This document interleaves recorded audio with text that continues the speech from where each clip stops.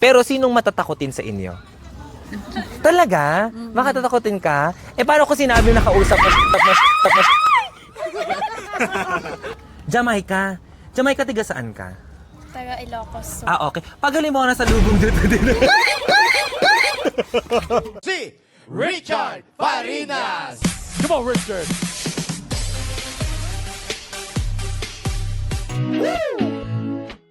So, nandito pa rin ako sa Baguio, guys. And nag-decide ako na maglakad-lakad muna, paakyat.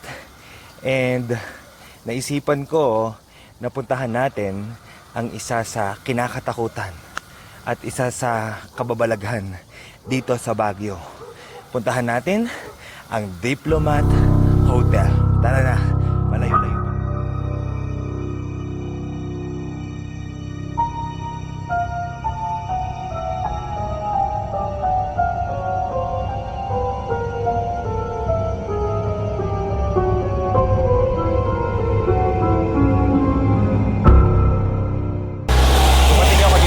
Sa Baguio, June 16, after ng event ko, and ito siguro yung pinakamasayang Baguio trip ko. Kaya na, pumunta tayo sa Diplomat Hotel at silipin natin ang mga kababalaghan sa Diplomat Hotel. Let's go!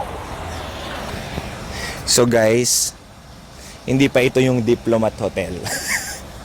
Medyo natuwa lang ako kasi ang ganda ng bahay. At saka favorite color ko yung blue. Sino kayang may-ari nito? Pero kudos sa may-ari, ang ganda po. Ang ganda ng bahay nyo. Magkakaganyan din ako soon. Halika na sa Diplomat Hotel, baka saraduhan tayo. Okay. Kaway naman kayo. Kaway kayo sa vlog. Ayan. Sarado na ba? Sarado na? Ay, hindi pa. Okay, sige.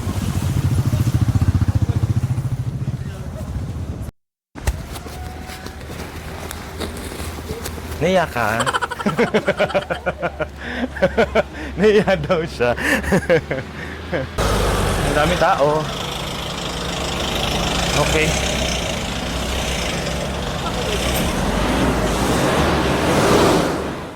So guys, andito na tayo sa Diplomat Hotel.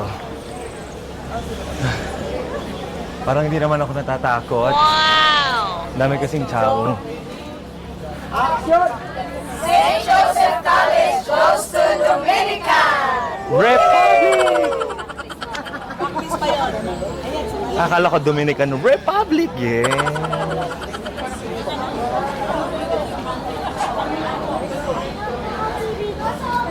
You know? Okay.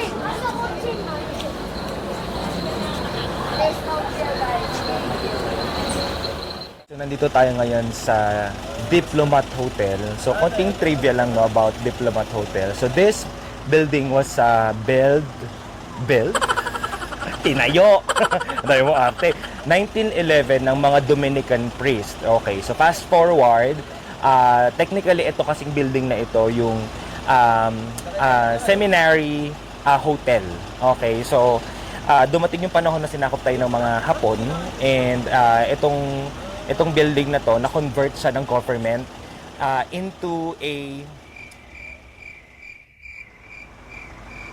hotel. Okay, into a hotel.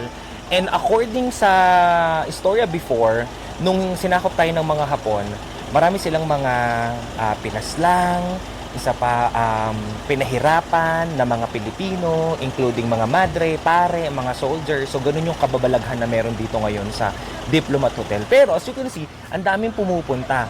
They are also wondering kung ano ang meron talaga sa Diplomat Hotel at baka maka-experience sila ng kababalaghan. And that is something that we're going to do right now. I-experience natin ang kababalaghan dito sa Diplomat Hotel. Let's see.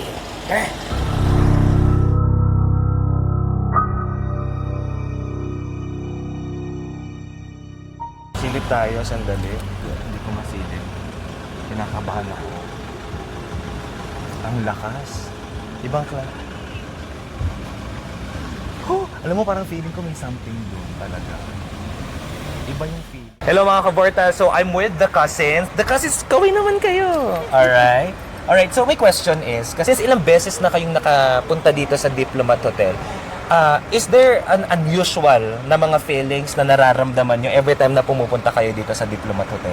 For me naman po parang wala naman. Parang normal lang kasi parang ina-enjoy lang namin yung since nga matagal na yung hotel, parang yung historic ano niya, ganun po. Okay, so iba naman din yung atake nila, no? Kasi most ng mga tao na pumupunta dito, laging kabapalagahan yung kinukwento nila. So sila, iba talaga kasi they keep on coming back dito sa Diplomat Hotel kasi gusto nilang i-cherish yung moment, no, yung history ng hotel. Diplomat Hotel, no. Hindi puro kababalaghan. You'd like to say sa ating mga viewers na natatakot pumunta sa Diplomat Hotel?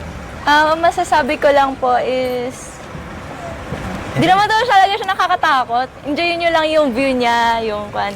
Kasi madami namang part dito sa Diplomat Hotel na magandang picturean, ganun. Kaya imbis na matakot kayo, mag-picture na lang. Ayun. So, halimbawa, nakausap mo siya.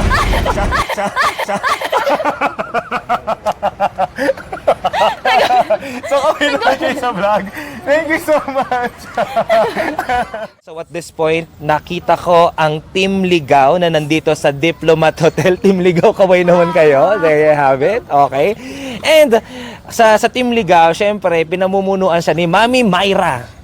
Hindi ba Moira to? Moira. Parang feeling ko bagay sa'yo ang Moira. Okay. Kumakanta ba? Sample? Sample.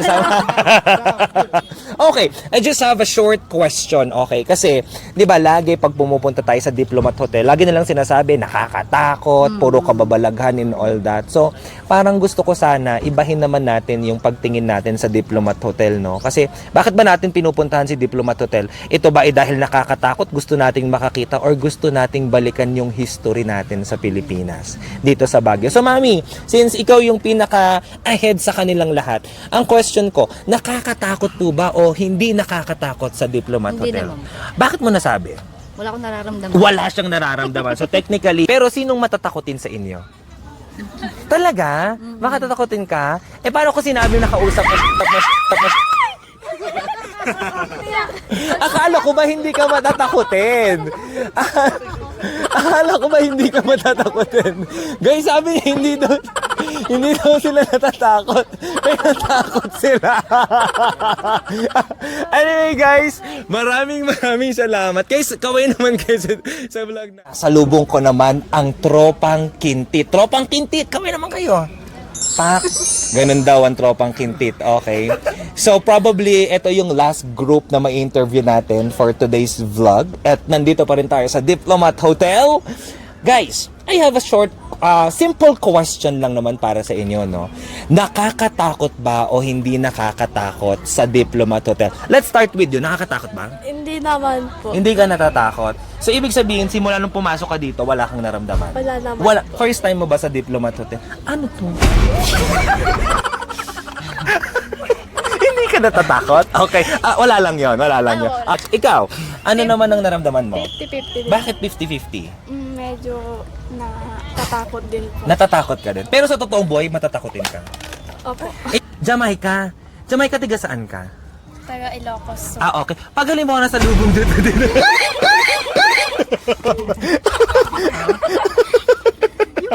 Akala ko ba? Akala ko hindi ka natatakot. Bakit natatakot ka? Hindi ko natatakot. Sira-sira na nga eh. So, halimbawa, picture daw kayo, selfie daw kayo, selfie. Hawakan mo naman. Diba? Para mawala yung takot mo. Selfie kaya. Para mawala yung takot mo. Ayan, face your fear. Mag-picture tayo. Okay, selfie naman, Pak. Ayan, alright. Okay. Wala ka. So, yun nga, guys. Diba? Hindi naman pala nakakatakot dito sa Diplomat Hotel. So, siguro guni-guni lang natin yon at saka siguro based lang yon sa mga sinasabi ng nakakarami.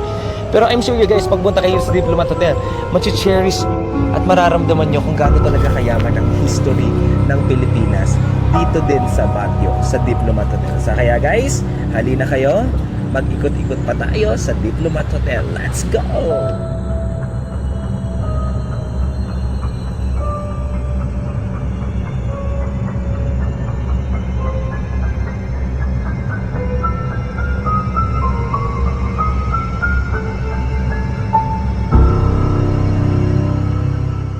Natapos na ang pag-iikot natin dito sa Diplomat Hotel at nakakuha tayo ng mga ibang informasyon na hindi naman pala nakakatakot dito sa Diplomat Hotel. Pero nasa sayo na rin yan kung ikaw ba ay matatakot o hindi matatakot sa Diplomat Hotel. So ngayon guys, sumilip tayo sa loob ng Diplomat Hotel.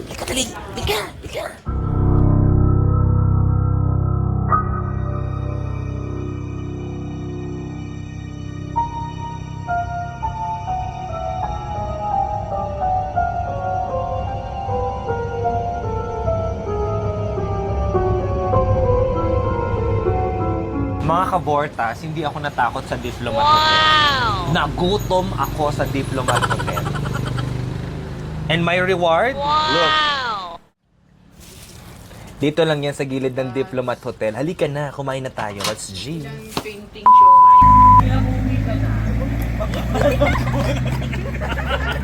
Magpaalam ka na. Ayaw niya magpaalam. Magpaalam ka na. Kinakamusta ka na ng sister mo.